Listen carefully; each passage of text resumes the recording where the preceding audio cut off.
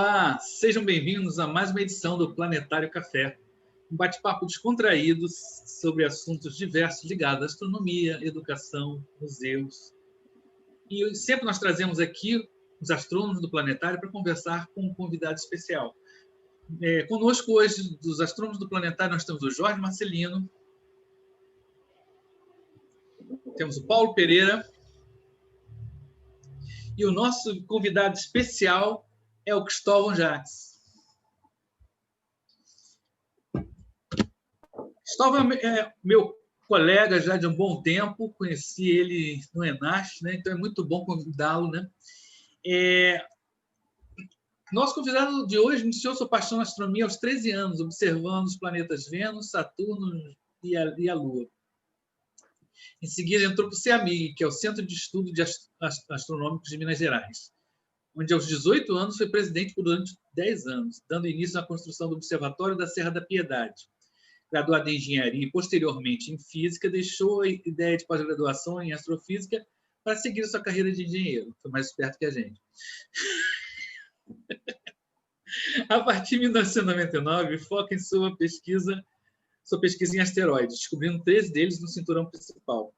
Em 2004, fundou o BRASO, um programa de busca de supernovas, encontrando 15 delas. Em 2014, inaugurou o SONIA, para descobrir objetos que passam próximos à Terra.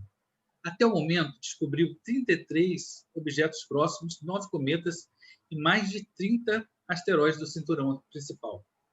A partir de 2018, outro tipo de objeto foi alvo dos seus interesses, os transientes, que ele descobriu 52. Além disso tudo, ainda encontra tempo para divulgação científica no seu canal no YouTube Astronews. Bom, é isso aí, Cristóvão. Muito obrigado por atender o nosso convite, né, participar do nosso Planetário Café.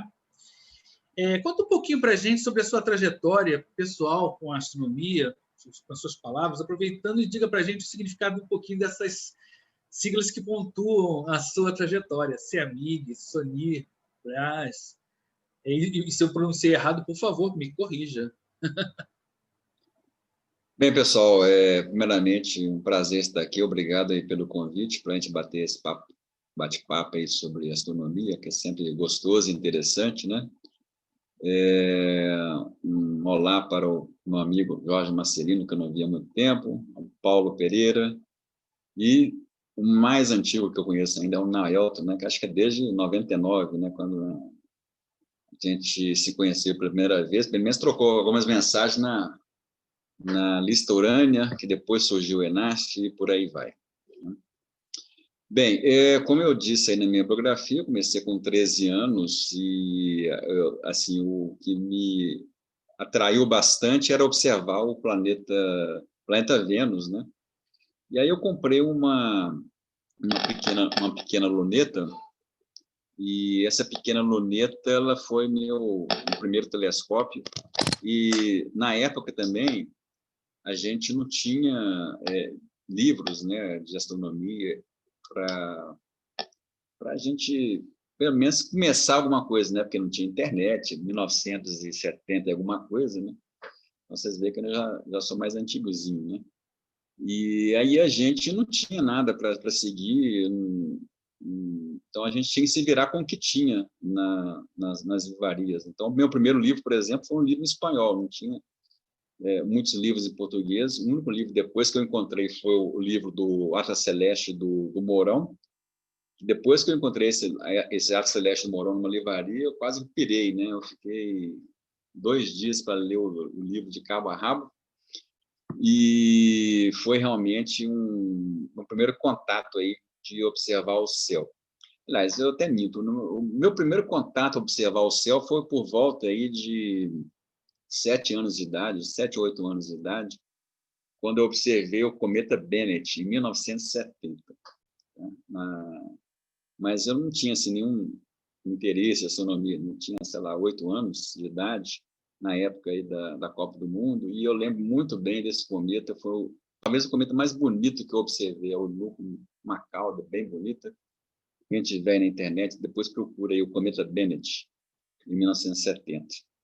E depois eu fui uma vez numa chácara aqui perto de Belo Horizonte com meu avô. Ainda o céu lá era muito bom, né? Não tinha tanta poluição luminosa como tem hoje.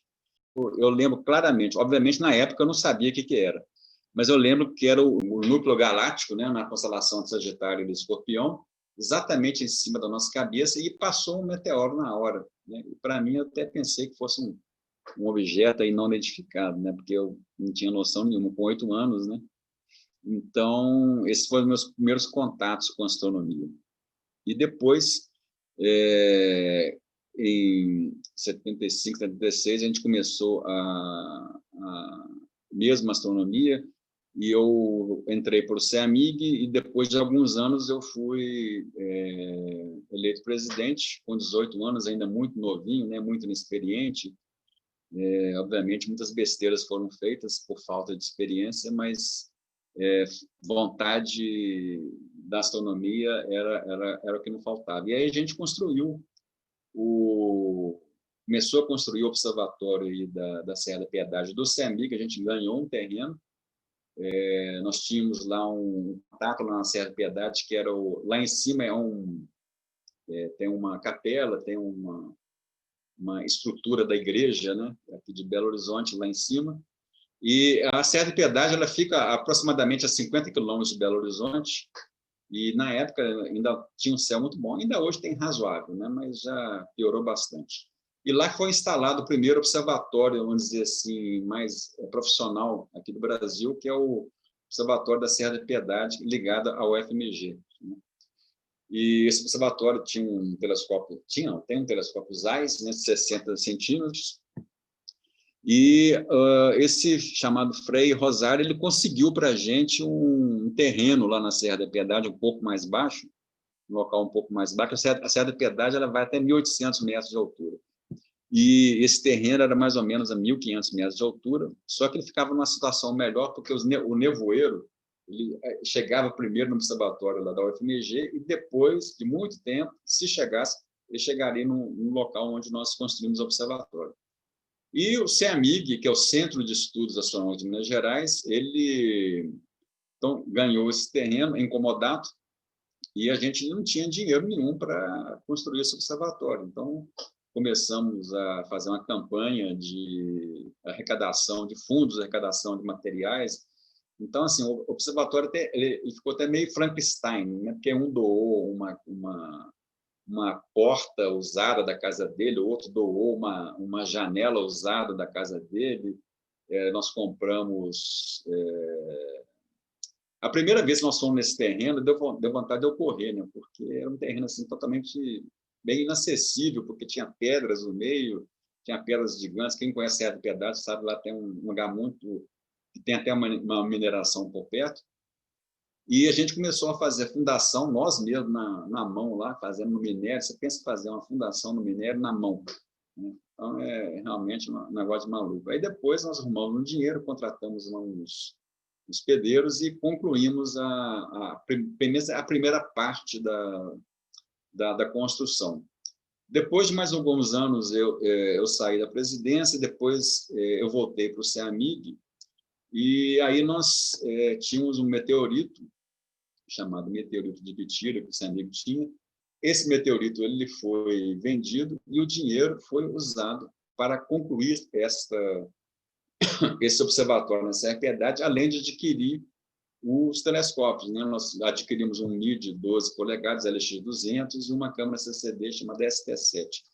Então, foi com esses equipamentos que eu observei pela primeira vez asteroides, e a gente começou a subir bastante na Serra da Piedade para observar asteroides, e depois também desenvolvemos um projeto de supernovas, de busca de supernovas, né? Então, eu uso esse observatório da Serra da Piedade do CEAMIG. Ele foi muito importante, pelo menos para mim, para aprendizado, a mexer com automação de telescópios, a mexer com automação de CCDs, de programação. Então, assim, tudo que a gente utiliza hoje no SONIA, que é o Southern Observatory for Near Earth Asteroids Research, ou Observatório Austral para Pesquisa de Asteroides Próximos à Terra, né? O SONIA, também de SONIA, tão perto. Então, ficou o SONIA. Então, esse aprendizado começou lá em 1998, 99, quando eu pedi ao Paulo Rovorsi, que já observava asteroides, ele fez uma palestra aqui em Belo Horizonte, ele veio de Campinas para cá, de Buzum, né, voo rasteiro, chegou para cá, saiu de madrugada inteira, e chegou aqui de manhã, foi pegá-lo na rodoviária, e ele deu uma excelente palestra para nós no CEAMIG, e a partir daí começou o nosso trabalho de asteroides no CEAMIG. Nós descobrimos aí 13 asteroides, e todos os asteroides do cinturão principal, e depois a gente começou também a pesquisar asteroides próximos à Terra, já em 99. Né? E depois, em 2003, 2004, nós começamos a observar, a fazer um programa de busca de supernovas, só que como o observatório da Serra da Piedade, ele era muito, assim, não era muito distante, mas ele não tinha internet na época. Então, o que a gente fazia? Olha que ponto o ser humano chega, né? A gente observava a supernova da seguinte maneira: no mês de julho e agosto, que o tempo era muito bom, né? Aqui no Sudeste, principalmente, não chove. Então, a gente começou esse programa por volta de junho, julho, não estou me lembrado quando, e a gente percorria 60 quilômetros, carregava as listas de objetos a fotografar na noite, deixava a cúpula fixa, né? A cúpula ficava fixa, e só planejava objetos que passassem no meio da cúpula. E a cúpula ficava aberta a noite inteira, né? E a gente, obviamente, torcia para não chover, porque se chovesse, nós estaríamos a 60 quilômetros sem chance nenhuma de fechar o observatório. Então, a gente começou a descobrir as duas primeiras supernovas que nós descobrimos foram assim: eu indo e vindo de Belo Horizonte, levando a lista, trazendo as imagens e colocando uma nova lista e assim por diante, né? E tinha dia lá que o telescópio parava no meio da noite, você não tinha como atuar, né? Talvez você perdia a noite. Então, essas foram as primeiras descobertas de estrelas supernovas. Nós descobrimos duas na Serra da Piedade, e depois eu tinha um outro telescópio, igual ao telescópio CEAMIG, e aí eu resolvi montar dentro de Belo Horizonte, apesar da poluição luminosa. Aí nós fundamos um observatório aqui em Belo Horizonte, dentro da casa do meu colega Eduardo Pimentel, chamado CEAMIG-REA. O CEAMIG-REA, que é a Rede de Astronomia Observacional. Então, a gente montou esse telescópio que ele é controlado remotamente. Nessa época, eu já morava em São Paulo, ou seja, tinha a menor condição de eu ir na Serra da Piedade, e a única maneira de observar era remotamente. Então, inclusive, esse foi em 2003, 2004, foi um dos primeiros observatórios, talvez aqui do Brasil, a ser controlados via internet. E aí, nesse observatório, mesmo dentro de Belo Horizonte, apesar de lá ser um local dentro de Belo Horizonte, tinha um céu razoável, né? A gente conseguia enxergar lá as estrelas até magnitude 5, mesmo dentro de Belo Horizonte. E aí a gente descobriu 13 supernovas lá, e também começou um trabalho que a gente chama de acompanhamento de NEOs, né? Porque o NEO, quando ele é descoberto como observatório profissional, e depois o pessoal continua a observar esses asteroides para determinar a órbita dele, para saber se no futuro ele tem uma possibilidade de chocar com a Terra ou não, né? E aí, esse observatório, esse programa chamado BRAS, né, Brazilian Supernova Search, ele durou até 2009, se não me engano, porque aí estragou o telescópio, estragou o CCD, nós não tínhamos mais dinheiro, e aí nós resolvemos investir em outra coisa. Aí eu tive um sonho de construir um telescópio maior num local melhor. E aí que surgiu a ideia do SONIA. Eu encomendei um espelho, na época, lá para o Sandro Coletti. Um espelho, o Sandro Coletti é um ótico aí que faz espelhos maravilhosos, e ele fez a encomenda era um telescópio 450 milímetros f2.9. Era um grande desafio para ele, porque ele nunca tinha feito um F tão pequeno assim. É um F muito curto e que dá aberração esférica, etc. E tal. E aí a gente fez esse projeto, mas ele encomendei em 2009, 2010 ficou pronto o espelho ficou encaixotado durante 3 anos, porque não tinha local. A gente só tinha ideia de montar o telescópio, mas não tinha local. E aí, depois, em contato com outro amigo meu, que é o João Ribeiro, que morava em Oliveira, ele morava em Belo Horizonte, depois ele é também astronomador, ele era do CEMIG também, e ele morava em Oliveira, ele morava em Belo Horizonte, mudou para Oliveira. E aí nós conversamos e chegamos à conclusão que a gente podia construir um observatório. Então, ele ficou responsável pela parte civil, né, dos prédios, do teto e tudo, e eu fiquei responsável pela parte técnica e de fornecer os instrumentos. Aí nós montamos o telescópio, esse 450 milímetros. O amigo nosso aqui do CEMIG, Marcelo Moura, foi muito importante porque ele montou o tubo óptico do telescópio com os focos e tudo. E o outro amigo meu, Paulo Azevedo, montou a automação do teto, a automação da estação meteorológica. Ou seja, ficou um telescópio realmente totalmente remoto e bem confiável. Caso o tempo ficasse ruim, a gente automaticamente ele fecha e ele funciona totalmente independente. E o João, ele morava do lado do observatório, então ficava mais fácil ainda qualquer suporte a qualquer coisa que acontecesse no telescópio.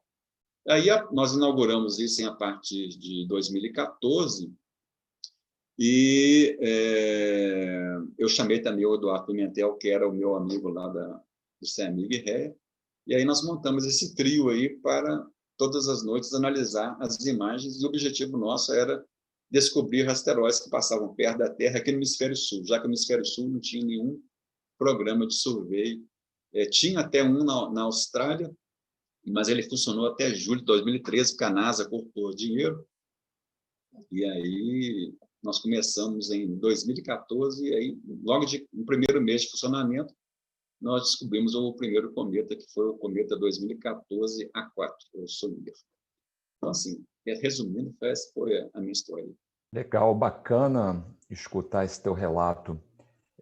Antes de mais nada, eu queria dizer que é muito legal estar aqui rodeado de astros que fazem parte da história da astronomia brasileira, né? Muito bacana. Eu andei um pouquinho afastado aí do Planetário Café, eu estou mais para um cometa periódico de longo período que o nosso convidado certamente está acostumado a observar, né? É um cometa da família Halley. Pois é. Bom, você passou um relato da tua experiência, do teu grupo, que certamente assim, é de um grupo extremamente ativo, produtivo, mas, de uma maneira geral, quando você avalia, né, a contribuição da astronomia amadora brasileira, como é que você enxerga, e naturalmente você vai colocar isso também do referencial do teu grupo, né? Talvez até mais do seu grupo, porque é o que você conhece, enfim. Como é que você avalia a contribuição da astronomia amadora no Brasil, né, em relação a outros grupos no exterior? Como é que você colocaria, em que pé que está a astronomia amadora brasileira em relação a outros países? Bem, nós tivemos aí, ao longo desses anos aí, até antes do surgimento das imagens CCDs, vários astrônomos amadores que contribuíram com estimativas visuais de cometas e ainda contribuem, né? Nós temos vários astrônomos amadores também que contribuíram na AVES com a medida visual de brilho de estrelas variáveis. E não é um número muito grande, mas é um número, vamos dizer assim, razoável. Poderia ser muito maior, né, se a ciência fosse mais divulgada aqui. Eu acho que nós estamos agora enfrentando um período complicado na vida de todo mundo, mas, ao mesmo tempo, eu estou assim, muito otimista, principalmente com a evolução da astronomia amadora brasileira. E, por exemplo, nós vamos falar mais tarde aí, mas nós montamos agora um canal no YouTube chamado Astroneus, que um dos principais motivos é também divulgar contribuições da astronomia amadora. E nós fizemos até uma série aí chamada Astrônomos Amadores e Seus Observatórios, né? E eu fiquei assim, bem impressionado com o nível dos astrônomos, o equipamento que o pessoal tem, quer dizer, muitos são voltados para a astrofotografia, né? A maioria, inclusive, é voltada para a astrofotografia, não é voltado para um fim científico, mas, obviamente, cada um escolhe aí o que mais interessa, o que mais lhe apetece, né? Mas, voltando aqui à sua pergunta, eu acho que nós estamos em um período de franco crescimento da astronomia, principalmente com essa questão, vamos dizer assim, da pandemia. A gente pôde colocar muitas lives, né, muitas coisas, muito conteúdo na internet para que outras pessoas pudessem saber. E eu vejo um interesse muito grande nas pessoas contribuir cientificamente. Aliás, a maioria gosta muito de astrofotografia, mas alguns gostam de produzir alguma coisa científica, né, algum dado científico que vai ser utilizado. Então, eu acho que nós temos aí vários exemplos, por exemplo, Paulo Casella, que faz também pesquisas transientes e espectroscópio. Nós temos um grupo lá em São Paulo, que é o Alpha Crucis, coordenado pelo Tasso Napoleão, que também tem muitos astrônomos amadores, agora estão mexendo com exoplanetas, por exemplo, né? Então, assim, várias coisas que podem estar ao alcance do astrônomo amador, que talvez não estivesse há um tempo atrás, hoje já estão, tanto economicamente, como, vamos dizer, fisicamente. Então, as pessoas elas estão voltadas a também aprender remotamente algumas coisas. Muito do conhecimento está disponível na internet, basta a pessoa querer aprofundar. Na minha época não tinha isso, só tinha livros, eram poucos livros, né? Então, hoje você tem a internet. Então, assim como outros locais no mundo, acho que o Brasil também tem crescido bastante, tanto na astronomia amadora, como, por exemplo, na profissional também. O número de doutores hoje é muito... Se for fazer uma curva aí de doutores que, nos últimos 20 anos, é uma curva bem exponencial, que se formaram em astronomia, né? Principalmente motivado aí pelos observatórios que o Brasil participa. E eu acho que essa curva que os profissionais fizeram, né, de doutores também, ela é seguida pelos amadores. Os amadores, obviamente, eles têm uma formação diferente, uma formação bem mais diversa. Um é engenheiro, o outro pode ser médico. Nós temos vários médicos, temos advogados, nós temos pessoas de diversas formações aí. Mas a grande diferença que talvez faça uma coisa interessante, que seja um recurso interessante, por exemplo, para um astrônomo profissional utilizar, é justamente o tempo do seu telescópio e a sua vontade de fazer obtenção de dados. Vou dar um exemplo esse ano aqui que aconteceu. Por exemplo, o Daminelli, ele tinha que fazer uma espectros, né, e seguir a magnitude da Eta Carina, que é uma estrela que já pesquisa há vários anos. Só que os observatórios profissionais, principalmente do Chile, estavam fechados nesse tempo da pandemia, e era justamente o período que ele precisava de acompanhar a Eta Carina. E aí ele entrou em contato com alguns astrônomos amadores, e esses astrônomos amadores fizeram o trabalho, não só do Brasil, também da Austrália. Eles fizeram o trabalho de acompanhamento dessa estrela para ele. Se não fosse esse acompanhamento, tanto através de espectros quanto através de medidas de magnitude, ele não conseguiria fazer. Então, aí eu estou dando um exemplo de colaboração que os astrônomos amadores podem fazer com profissionais. Outro exemplo, por exemplo, é a observação de ocultações de asteroides transneptunianos, de objetos transneptunianos, né? Essas ocultações, geralmente, elas passam por uma faixa geográfica, às vezes pequena, às vezes grande, e nessa faixa os observatórios têm que estar localizados nessa faixa para você observar. E os astrônomos amadores também preenchem essa lacuna com algumas observações que os observatórios profissionais têm menos quantidade de observatórios, então os astrônomos amadores são mais numerosos, vamos dizer assim, e eles conseguem também preencher essa lacuna observacional. Então, eu vejo assim, muito otimista esse aumento da contribuição da astronomia amadora brasileira para a ciência aí da astronomia mundial. Eu queria, aproveitando, né, primeiro dizer que, além dessas contribuições que você mencionou, tem a questão também da divulgação da ciência, que vocês acabam fazendo. Alguns grupos de astrônomos amadores costumam fazer observações públicas, levam seus telescópios para a praça, né?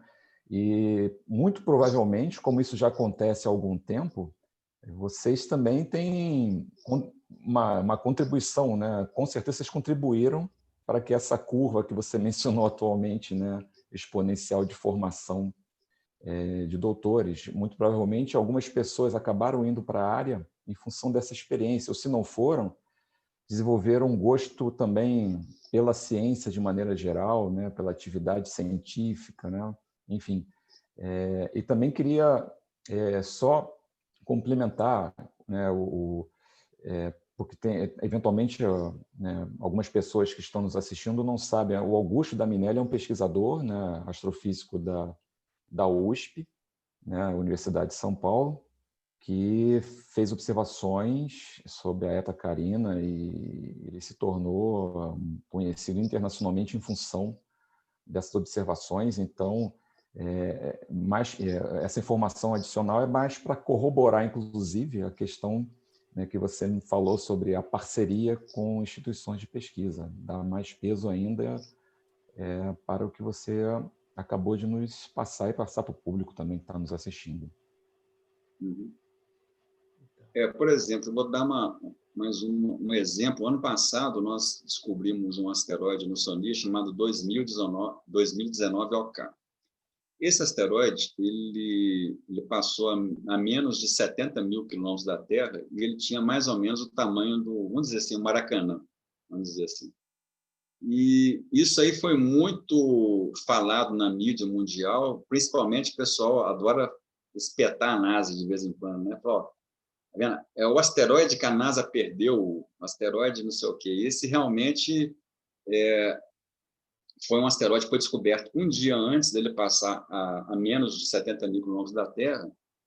E aí até o pessoal falou até o pessoal falou o seguinte: ainda bem que eles estavam lá observando, né? Porque talvez esse asteroide, se ele passasse próximo da Terra e não fosse descoberto, ele seria um asteroide perdido, né? Continuaria um asteroide a ser descoberto.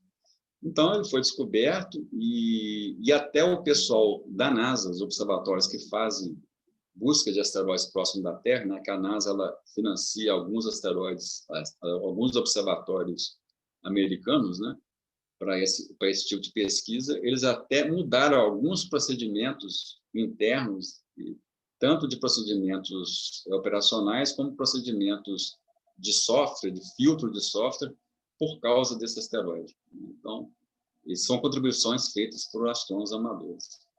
Cristóvão, estou muito contente aqui de estar conversando com você.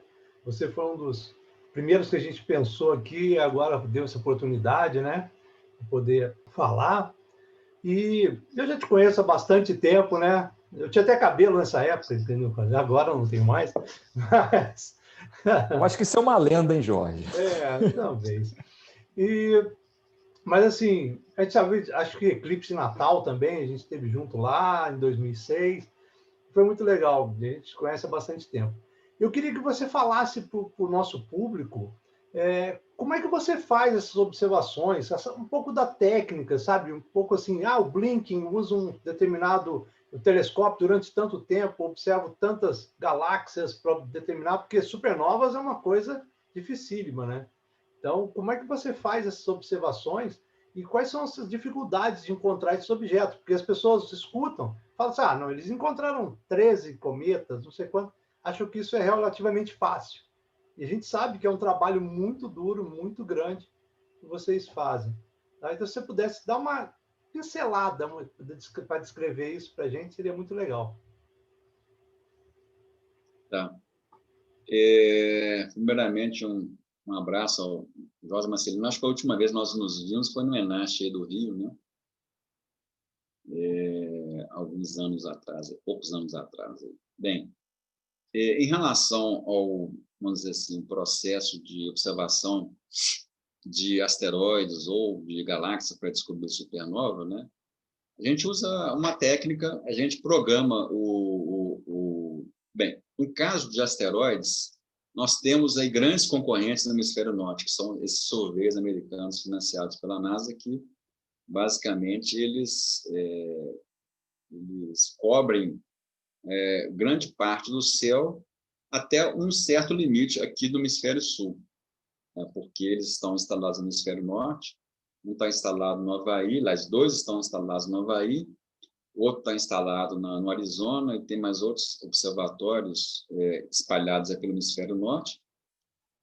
Mas aqui no hemisfério sul ainda tem pouca cobertura. Então, vamos dizer assim, essa região onde os observatórios do norte não conseguem enxergar aqui no hemisfério sul, é que a gente dá uma certa prioridade de observação, porque justamente são regiões que não estão sendo cobertas de observações. Então, a gente observa essas regiões e, depois que se sobrar alguma coisa, a gente observa outras regiões, principalmente ou no nascente ou no poente, para descobrir cometas também. E como você falou, se a gente for comparar o nosso número de descobertas com esses observatórios, é uma coisa ínfima. Mas os cometas e asteroides que a gente descobre são objetos interessantes, justamente porque eles são objetos grandes e que geralmente eles passam perto da Terra, né? Então, eu vou dar um exemplo aqui de um cometa, foi do cometa 2014 E2, que ele foi descoberto aqui no hemisfério sul, e depois ele chegou a quase magnitude limite para ser observado visualmente lá no hemisfério norte. E teve outros cometas interessantes também, como o Pimentel, que foi descoberto com um cometa periódico com 21 anos. E essas descobertas, gente, cometas, são descobertas muito complicadas, porque você tem que gastar várias horas, apesar das imagens elas serem feitas automaticamente, né? Você tem que ter uma análise, porque elas geram um número de candidatos que a maioria é um falso positivo, e você tem que, com experiência e com um pouquinho de observação, saber se aquilo lá é um objeto real ou um objeto falso positivo. Então, vou explicar rapidamente como é que a gente faz a observação. Então, a gente escolhe as regiões do céu onde a gente vai observar, programa a lista do telescópio, envia essa lista remotamente. O telescópio é totalmente controlado via internet. A gente verifica se as condições do observatório meteorológicas estão boas. Se estiver ok, a gente abre. Ele tem um teto corrediço chamado roll-off. A gente abre o teto e começa e manda essa lista de objetos a observar para um programa, para um telescópio. E esse programa coordena o telescópio e coordena a CCD, e eles vão, passo a passo, tirando imagens do céu. A gente tira 3 imagens de uma mesma região do céu, separadas por um intervalo de tempo. E aí existe um software, sem esse software, né, nós não descobriríamos nada, chamado SkySift, que é feito também por um brasileiro. Então, esse software, inclusive, ele pode ser licenciado para qualquer pessoa. Ele não é porque geralmente os softwares dos surveys, né, vamos dizer assim, americanos, eles são feitos pelas universidades que fundaram os observatórios, né? E esses softwares eles são fechados a 7 chaves. E esse software que o Paulo Rovorsi, que é aqui do Brasil, ele desenvolveu, e ele pode ser adquirido por qualquer pessoa que queira montar também um programa de survey. Então, a gente tira 3 imagens de uma mesma região, separada por um número de minutos, e esse software ele faz um empilhamento, vamos dizer assim, automático, e detecta objetos que estejam se movendo no campo, né? Se tiver um objeto se movendo no campo, ele determina a chamada astrometria desse asteroide, que é a medida da posição precisa dele no céu, das coordenadas dele, e compara com um catálogo de asteroides e cometas. Caso esse catálogo de asteroides e cometas, esse objeto que foi identificado, ele não exista, então, possivelmente, pode ser uma descoberta. E aí a gente faz uma comunicação para o Minor Planet Center, informando essa descoberta, e outros astrônomos no mundo têm que confirmar aquela descoberta, para primeiro confirmar a descoberta, ver se o objeto é real mesmo, e depois determinar a órbita, né? Só que isso aí, às vezes, você pode também achar um objeto falso, né? E a gente já achou, inclusive, algumas vezes, causados por artefatos eletrônicos que aparecem nas imagens e que parecem coisas reais, mas, na verdade, não são. Então, às vezes, você descobre uma coisa, muito raramente acontece isso, você até erra na avaliação, manda como se fosse uma descoberta, mas ninguém consegue encontrar, porque aquele objeto não é real. Isso, às vezes, não fica bem para a sua reputação. Então, você tem que evitar esse tipo de evento, né? Graças a Deus, nós tivemos poucas ocorrências, mas elas já ocorreram também. Então, é assim que funciona. No caso de asteroides e no caso de supernovas, a gente, hoje, esse programa de transientes também, que foi aproveitando o mesmo software que foi desenvolvido pelo Paulo Rovorsi, ele detecta tanto asteroides como os transientes. Os transientes são, a palavra transiente, como o próprio nome diz, é um objeto transitório, ou seja, ele aparece e ele desaparece. Pode ser uma estrela nova, pode ser uma estrela supernova, que são tipos de estrelas diferentes, né? Pode ser uma explosão de um gamma ray burst, né, que é uma explosão de raios gama, e a sua contrapartida óptica a gente detecta.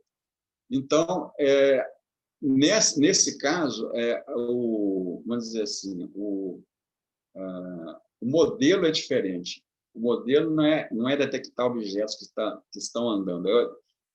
A gente tem uma biblioteca de imagens que a gente compara uma situação anterior com uma situação atual. Aí o blink é feito automaticamente e se detecta que apareceu um novo ponto naquele lugar que não tinha nada. Também o software faz isso automaticamente. Então, primeiramente, o nosso primeiro objetivo é descobrir asteroides. E aproveitando as imagens que a gente faz de asteroides, a gente também procura os transientes. É assim que é feito. Eu devo ao Enash ter conhecido o Cristóvão. Eu conheci ele de lista, né? A gente de lista a gente só trocava mensagem, né? Era só uma palavra numa tela, né? E a gente tem essa oportunidade de participar dos encontros nacionais de astronomia. Eu e o Cristóvão fazemos parte do Conselho Nacional. Estamos próximos da primeira edição virtual do evento por conta da pandemia. Eu gostaria que ele desse a visão pessoal dele sobre o evento, a evolução, o crescimento, o futuro, para que as pessoas que estão assistindo a gente aí, que vão ainda, o programa deve sair antes do Enash, né? Saber o que é e a sua visão, o que você acha, sua visão de como foi, um pouquinho dessa parte aí, essa coisa que você faz astronomia e ainda organiza eventos também, né? A gente participou praticamente quase todos os Enash, talvez 2 ou 3 que eu não tenha participado, mas sempre quando fosse possível a gente participava, porque, primeiro, acho que é uma coisa mais importante na vida a gente fazer relacionamento, conhecer pessoas, né? Fazer relacionamento, conhecer pessoas novas, iniciar relacionamentos com pessoas que a gente tem admiração, tem afinidade de mesmos interesses, né? Então, eu posso dizer que eu vi a evolução do Enash, né? Até quando o Naelton colocou essa ideia primeiro lá na lista Urânia, acho que ele não imaginava que durasse até hoje, né, como está durando. E eu vejo uma oportunidade muito interessante da gente, enquanto primeiro ponto que eu vejo, qualquer encontro, né, é importante esse contato pessoal. Infelizmente, esse ano nós vamos ter essa exceção. Eu também não sei como é que vai ser no ano que vem ainda, né, porque está meio cedo essa questão de vacina, como é que vai ser a propagação da questão de vacina. Nem sei se nós vamos ter outro encontro ano que vem ainda presencial, é até meio cedo falar nisso aí, mas os encontros pessoalmente, presenciais, são muito interessantes, porque você vê uma pessoa que você não vê há muito tempo, ou que você conhece pela internet, conhece pessoalmente, né?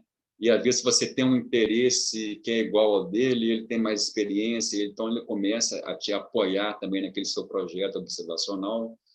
Alguns projetos observacionais, por exemplo, eu vou dar um exemplo aqui talvez da Bramon, que não vou dizer que ela surgiu do ENAST, né, exatamente assim, mas uma das inspirações da Bramon, que é a rede brasileira, para quem não conhece a Bramon, é a rede brasileira de monitoramento de meteoros, ela surgiu a partir de duas palestras, vamos dizer, que eu lembro aqui, uma da Elizabeth Zuccolotto, que ela fez uma demonstração de construir uma câmera para monitorar meteoros através daqueles espelhos, né?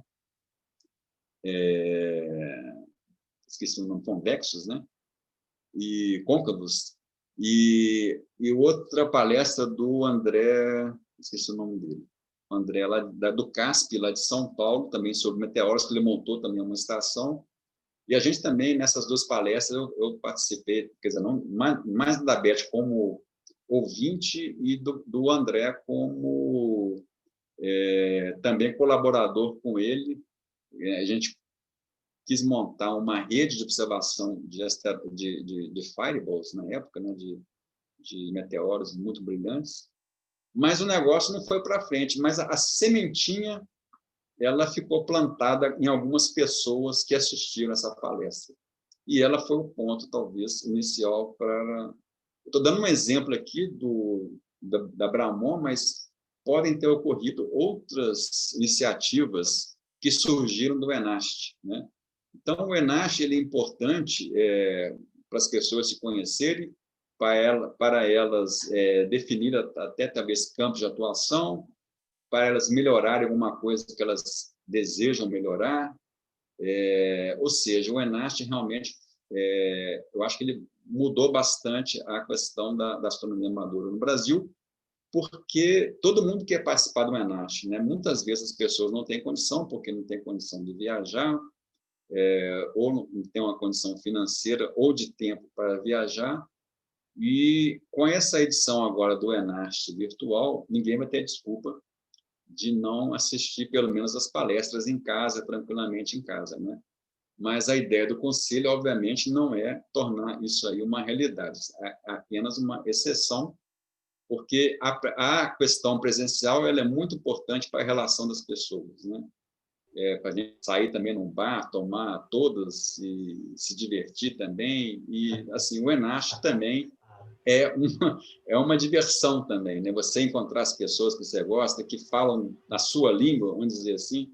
Ou seja, o ENAST realmente é tudo de bom e a gente sempre sai mais rejuvenescido do ENAST. E outra coisa também que você pode aproveitar do ENAST, por exemplo, o ENAST do ano passado, que foi em Sobral, né? Você faz turismo também, aproveita e faz turismo. Eu não conhecia Sobral, e talvez nunca tivesse a oportunidade de conhecer Sobral. E o ENAST fustigou isso aí para a gente ir lá em Sobral. Eu aproveitei uns dias antes, fui lá nas praias de Fortaleza, do Ceará, Jericoacoara, e depois eu aproveitei e tirei férias nesse período, né? Então, a gente também pode aproveitar, juntar a fome com a vontade de comer e aproveitar um ENAST para se divertir, para fazer turismo, para aqueles lugares que a gente quer conhecer, e ao mesmo tempo participar do ENAST. Posso atrapalhar um segundinho aqui, Nelton, antes que eu volte aí? Você falou do ENAST, falou tudo isso, Carl. E eu sinto, a turma que está assistindo deve estar desesperado para saber qual vai ser a data. Sabe? Qual é o link que a gente pode, por onde a gente vai assistir isso aí. Entendeu? E tem gente também que deve estar querendo saber o que é Enast, né? O Enast é o Encontro Nacional de Astronomia. Às vezes a gente fica muito bitolado com as siglas, né? E a gente não se liga que as pessoas não sabem. Eu me policio muito com relação a isso, mas às vezes, vocês me desculpem aí, foge alguma coisa. Então, o Enast é o Encontro Nacional de Astronomia, realizado desde 99, não é? 98. Cara, nós estamos no 20º... Esse agora seria o 22º? Faz terceiro, eu acho. 23º. O último foi o 22º, Então nós 23 anos já. E é interessante a gente falar também do encontro nacional, porque a ideia era a gente fazer as pessoas se encontrarem de vários níveis de astronomia, astrônomos iniciantes, astrônomos observadores, pessoas que observam mais pelo prazer de observar, pessoal ligado com a educação, pessoal ligado com pesquisa, com instrumentação. Essa é a ideia de reunir, como você falou, todo mundo falar. E a gente também, é interessante que já há muito tempo, acho que um dos primeiros Enastes que foram transmitidos via internet, se não me engano, foi em Belo Horizonte. Não. Em Belo Horizonte... Não, acho que a gente só fez naquele tempo, só fez um chat. Nós fizemos um chat. Em Belo Horizonte, nós fizemos um chat... E o do Rio, nós tivemos... Acho que os dois do Rio nós transmitimos, né? E alguns... O isso eu sei que foi verdade. Nós transmitimos. Você estava lá na frente dessa... Você estava lá na frente da... Os primeiros, talvez, que eu lembro... Os dois, não foi? Né? Os dois, Jorge. Os dois, né? Sim, os dois a gente transmitiu pela internet. Então, quer dizer, a gente está tentando... Eu acho que essa coisa agora dele ser puramente virtual, né? Vai ter um alcance... Não sei se vai ter um alcance maior, não sei. Eu sei que a gente não pode deixar apagar a chama, né? É isso aí. Eu acho que vai ter um alcance bom, sim, porque, pelo menos, assim, a primeira postagem, nós criamos uma página aí no Facebook, que é o Enast 2020, e já teve assim, bastante interesse das pessoas, mas as perguntas são basicamente muitas, mas mais as mesmas perguntas, né? Vai ter certificado? Como me inscrever? Como é que eu assisto, né? Então, primeiro a gente quis realmente, porque a coisa foi decidida muito em cima da hora e não deu para organizar bem como a gente gostaria de fazer um evento mais bem organizado. Mas é melhor fazer alguma coisa assim do que não fazer nada, né? E eu acho que vai ser muito bom, vai ter um alcance muito bom, porque as pessoas elas vão ter acesso à internet, apesar de muita gente estar cansada de assistir live e cansada desse mundo virtual. Mas, por enquanto, gente, a gente tem que convir que não tem outra maneira de fazer as coisas. Então, a gente vai soltar, talvez hoje ou amanhã, Marcelo Ayatollah, que é o nosso webmaster aí, oficial, ele está acabando de preparar a página do Enast, com a agenda das palestras que vão ocorrer, e também lá tem o que é o Enast, tem um outro link lá que é falando as principais dúvidas que o pessoal vai ter, justamente respondendo isso. Vai ter certificação? Não, infelizmente não vai ter certificação. Eu tenho que se inscrever? Não precisa se inscrever, é gratuito, basta você acessar o link no dia que aparecer a live. E ela também vai ficar gravada no YouTube, e depois nós vamos carregar essas lives todas e vamos criar um canal do Enast, que essas lives vão ficar todas concentradas num canal só. Então, se a pessoa não conseguir assistir no dia, ela pode assistir depois essas palestras perfeitamente. O importante é a mensagem que for passada, né? Mas, infelizmente, esse ano não vai ser aberto, inclusive, a trabalhos, né? Porque não teve tempo para isso aí. Nós já vamos deixar um gancho aí para, talvez, no primeiro semestre aí do ano que vem, a gente fazer um segundo encontro virtual, já com a inscrição de trabalhos de pessoas que queiram fazer isso aí, antes do Enast, a gente definir se vai ter o Enast presencial ou se vai ser outro virtual ano que vem, né? Ainda é cedo para falar isso. É de 28 de novembro, né? 28 de novembro a 6 de dezembro. A 6 de dezembro. 28 de novembro, às 20 horas, começa a primeira... Isso, sempre à noite. talvez tenham atividades à tarde do último dia, mas a gente ainda... O certo é sempre a partir das 20 horas, todos os dias, do dia 28 ao dia 6. Exatamente. Em vários canais diferentes. A gente vai estar cada página. A ideia foi aproveitar as pessoas que participam do conselho, né, que tem canais, ou que mesmo não tenha canais, tem uma entidade que tenha interesse em fazer, porque se a gente fosse abrir isso aí, a gente ia demorar uns 2, 3 meses de planejamento e a coisa não ia acontecer esse ano. Então, a gente tinha que fazer a coisa acontecer, e essa foi a forma de fazer isso acontecer.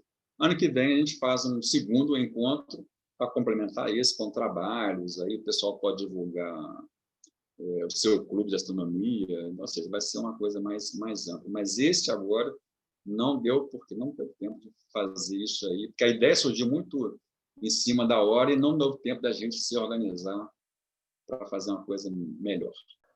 Bom, a gente está quase acabando.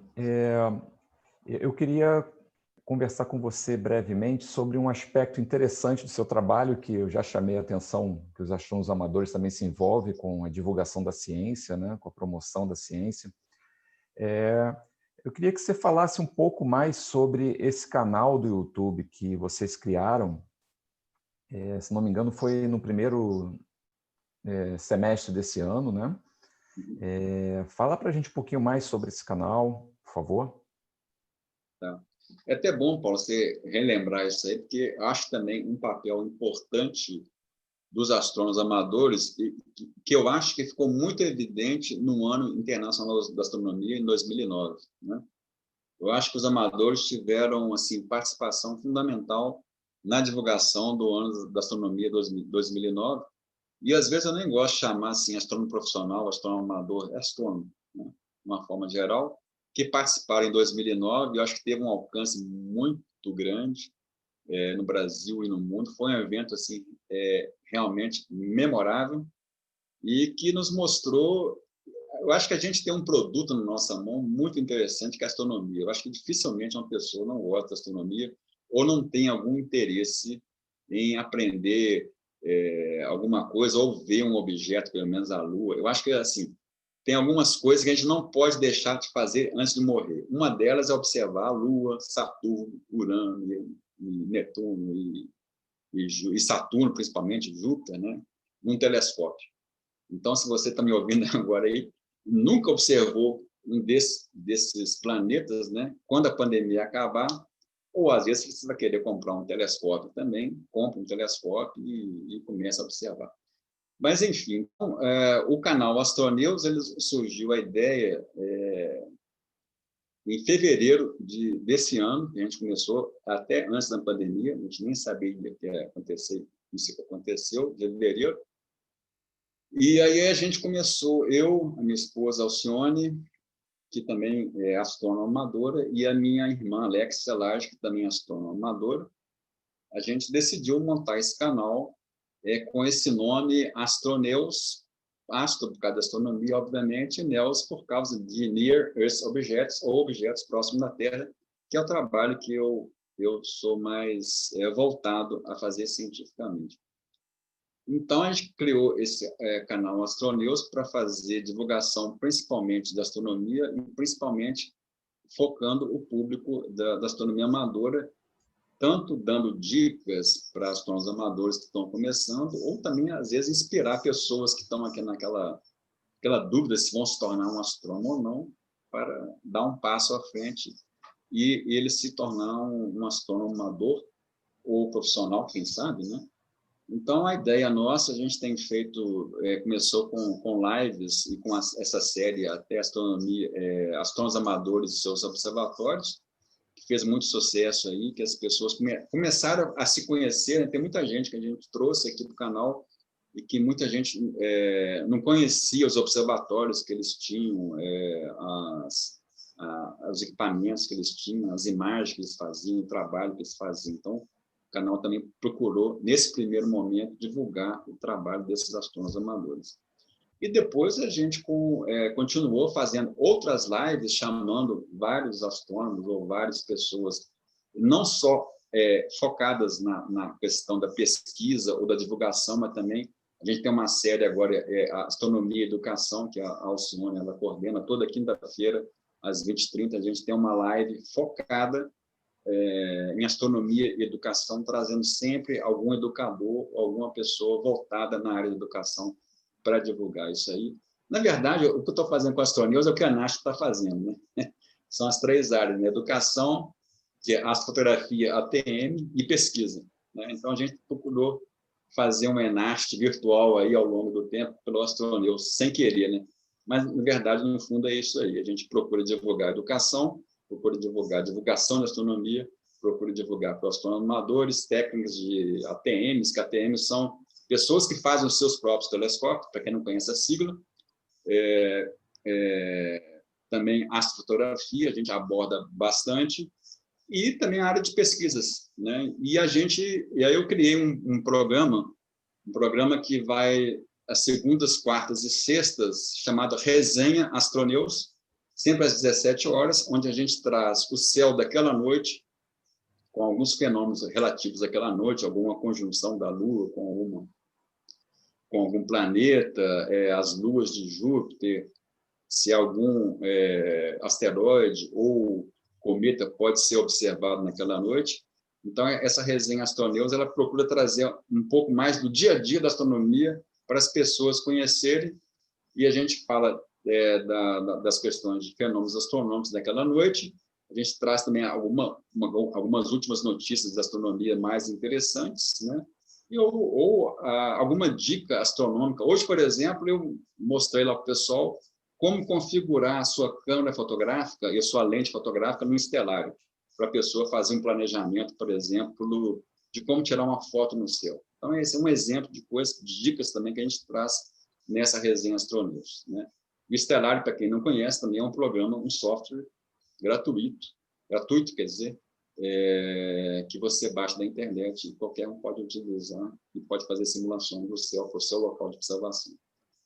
Bem, outra coisa interessante que a gente faz no canal, eu faço questão de colocar esse globo aqui, é uma dupla provocação, né? Primeiro que é o globo, né? E a segunda, a questão que o pessoal fala que a América do Sul está de cabeça para baixo, né? E, na verdade, as pessoas sabem aí que se você for para o espaço, não tem nem em cima, nem embaixo, nem direita, nem esquerda, né? Você não tem referência. Você tem até referência, mas são referências para coordenadas, é outra história. Mas um astronauta que está lá no espaço, ele vê a Terra do jeito que ela estiver lá disponível para ele, né? Então, isso aqui é uma outra provocação que eu faço. Primeiro, a questão do globo, né, para os flatters, e a segunda, a questão dessa não referência do cima para baixo aqui no nosso planeta. Quem acompanha a gente aqui já viu, já tivemos um programa só sobre isso, né? Sobre a questão do Sulear. O Sulear, né? Então, o Astronews é basicamente isso, um canal de divulgação e de contato aí com a comunidade astronômica para as pessoas também se conhecerem. Bom, estamos chegando ao final dessa edição. Foi um papo muito bom, muito útil. Tenho certeza que quem gosta de astronomia, quem está querendo entrar para observação, que quer observar, mas vai tirar muita coisa proveitosa desse papo que nós tivemos aqui. Agradeço ao Jorge,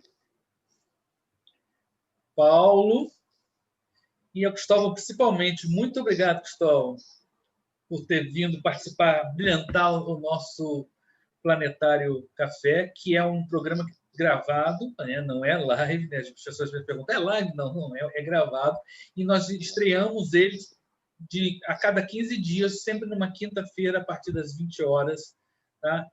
Nós fazemos parte do canal da Fundação Planetária do Rio de Janeiro. Nós estamos em várias mídias, Instagram, Twitter, Facebook. Assinem nosso canal, participem, que está sempre trazendo pessoas como o Cristóvão, pessoas que estão apaixonadas pelo que estão fazendo. É isso que a gente quer trazer para cá, pessoas que gostem do que estão fazendo. Nós já tivemos várias visões da astronomia, profissional, amadora, observacional, teórica, exata, história, ciência, educação, a nossa ideia é começar com um grupo mais diversificado possível. Então, continuem participando com a gente, acompanhando com a gente, e boa noite para todos vocês. Vida longa e próspera. Até a próxima.